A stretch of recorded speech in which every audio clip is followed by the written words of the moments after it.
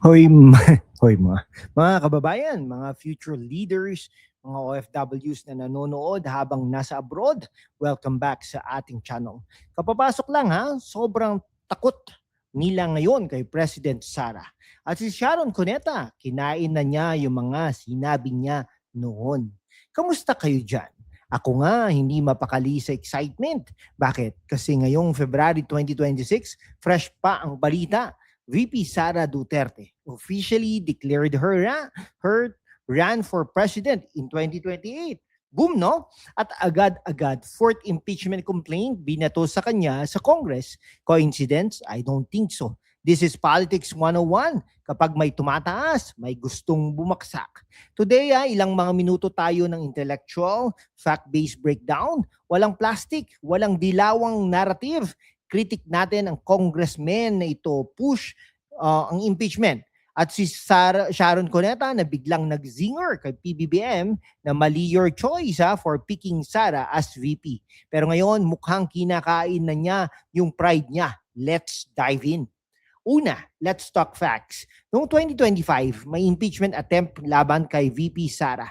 Confidential funds daw, misuse, threats, etc. Pero Supreme Court mismo nag-ruling July 2025, unconstitutional, one impeachment per year, rule violated, so black. Ngayong 2026, February pa lang, 4 na complaints. February 2, Makabayan Black at iba pa. February 9, religious leaders. February 18, agad after Sara's 2028 announcement, lawyer Nathaniel Cabrera with endorsements from critics like Paulo Ortega at Bienvenido Abante. Transmitted na sa House Justice Committee. Bakit ganito? Kasi takot sila. Sara is not just VP, she's the voice of the masses. The Duterte legacy na hindi matitinag. Her announcement, strategic masterstroke. It turns impeachment into political persecution narrative. Sabi ng mga analysts, her 2028 bid shields her somewhat kasi voters will see it as harassment to stop her candidacy. Imagine niyo Congress as the next, as ex na bitter. Hindi mo na ako type, sige, impeach kita.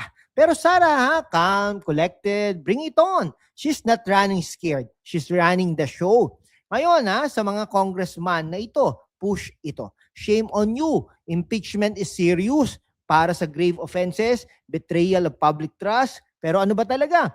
Confidential funds. Yung issue na ginamit din ng ibang offices, pero si Sara lang binabato. Threats emotional outburst daw, no follow through. Supreme Court even said some grounds weak. Majority ng signatories from opposition or anti-Duterte blocs, politically motivated, 100% House leaders pushing to rewrite rules just to fast track. Independent ba? No, selective justice. Kung talagang may ebidensya, bakit paulit-ulit? Kasi gusto nilang i-distract sa totoong issues, inflation, jobs, West Philippine Sea. Sa Congress, maraming honorable, pero honorable ba talaga? Parang sa mga telenovela na kontrabida. Puro plot twist para sa ratings pero walang substance. VP Sara delivering services, fighting for Mindanao, for the poor at sa buong bansa. That's real public service. Hindi yung pag-file ng complaint para sa clout.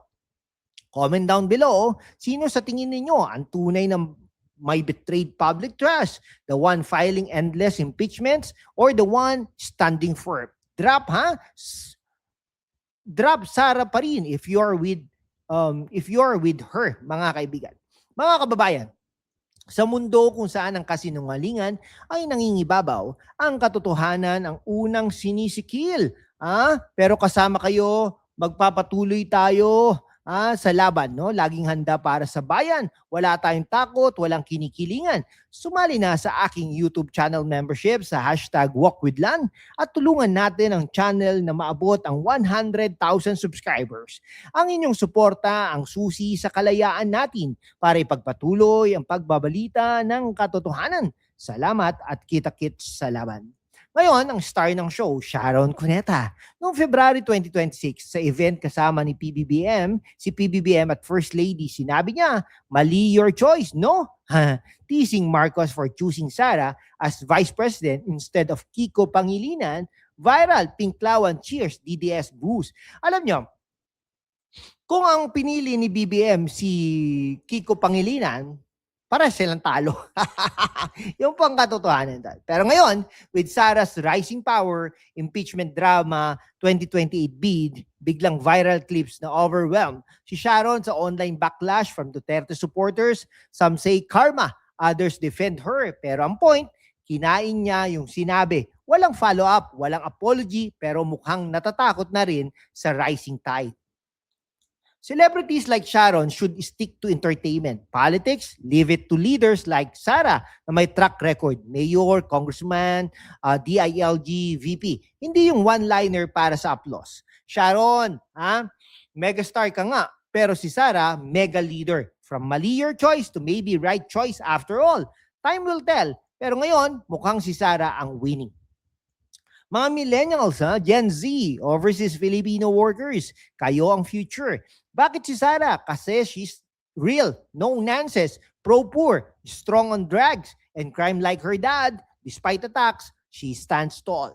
OVP programs under her, education, health aid, even during controversies versus Congress na puro drama.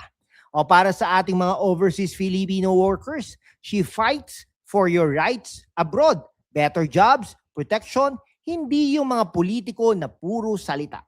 Mga kaibigan, share this video sa group chats nyo sa abroad. Let the world know, Sara Duterte is the hope. So mga kababayan, okay, sa mga kababayan, sobrang takot nila kay President Sara kasi she's unstoppable.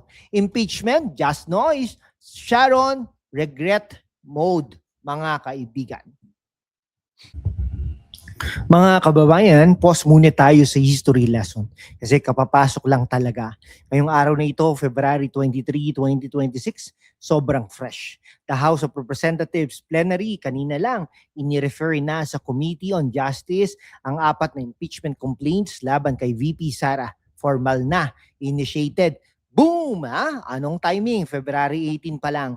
Nag-declare si VP Sara ng presidential run for 2028 sa press conference. Sabi niya, "My countrymen, let us bring back the courage and devotion for God, for the nation." Inspirasyon, tapos na agad, 4th complaint binato. Endorsed by Deputy Speaker Paulo Ortega, lakas CMD yan, at Representative Bienvenido Abante. Coincidence? Come on! This is a textbook political harassment. Noong 2025, Supreme Court na nag-block sa unang impeachment kasi one per year rule violated. Ngayon, multiple complaints bundled para i-circumvent.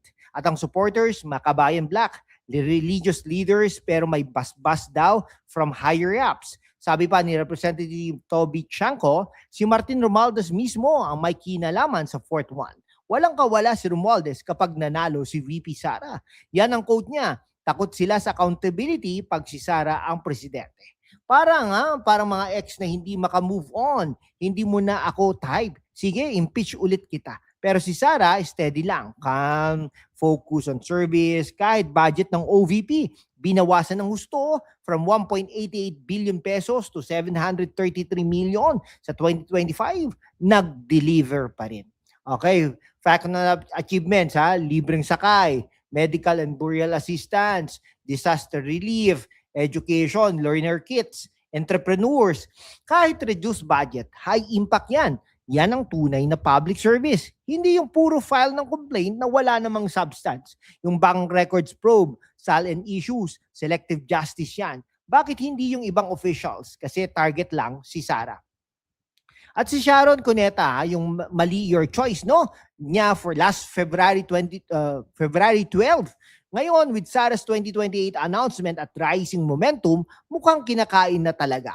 Viral backlash from supporters at walang follow-up. Parang regret mode, no? Sharon, megastar ka nga, pero si Sara, mega leader na nagsuserve kahit under attack.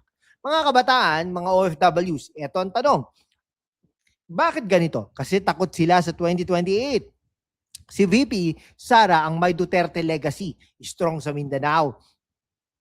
Pro-poor, no nonsense. Yung impeachment, desperate move para i-distract at i-disqualify. Pero mali ang kalkulado nila. Lalong lumalakas si Sara sa mata ng tao. Comment down below. Impeachment equals harassment. O Sara 2028 unstoppable. Share this clip sa mga group chats nyo abroad, ha? Sa TikTok, sa FB, let the world know the truth. Okay, mga kaibigan, so kababayan, sobrang takot nila kay President Sara kasi she's unstoppable. Impeachment, just noise. 2028 is coming. Sara for President. Mabuhay po ang Pilipinas.